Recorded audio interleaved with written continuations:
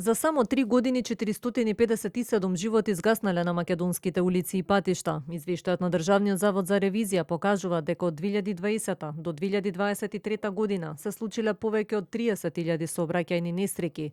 Половина од нив биле со потешки последици, а за 457 луѓе биле фатални. Освен сообраќајната култура, ревизијата открива пропусти и кај институциите за огромниот број на сообраќајни несреќи. Нема национална стратегија, нема доволен број на стручни кадри, а не се користат ниту потенцијалите што ги нуди системот Безбеден град. Наместо да се активира системот и натаму не е во функција, а се трошат пари за одржување. Освен тоа, ризикот од несреќи го зголемува и лошата сигнализација и недоволното одржување на патиштата.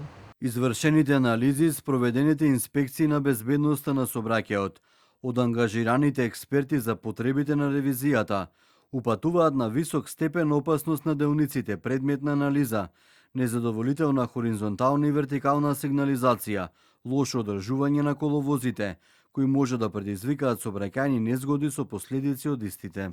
А освен инфраструктурата, од Републичкиот совет за безбедност во сообраќајот, причина за се почистите сообраќајки гледаат и кај несовесните возачи.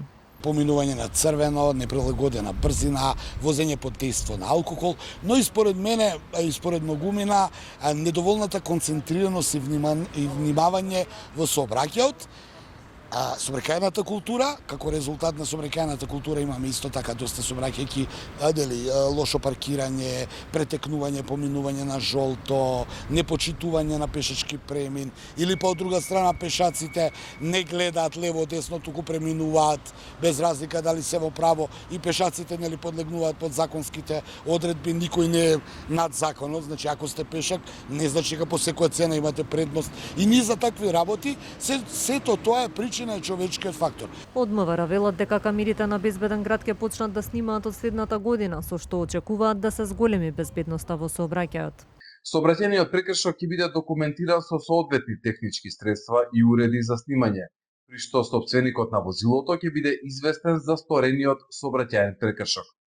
До регулирањето на постапката за заштита на личните податоци е во тек, односно во периодот што следи, запазувајќи ги сите законски регулативи.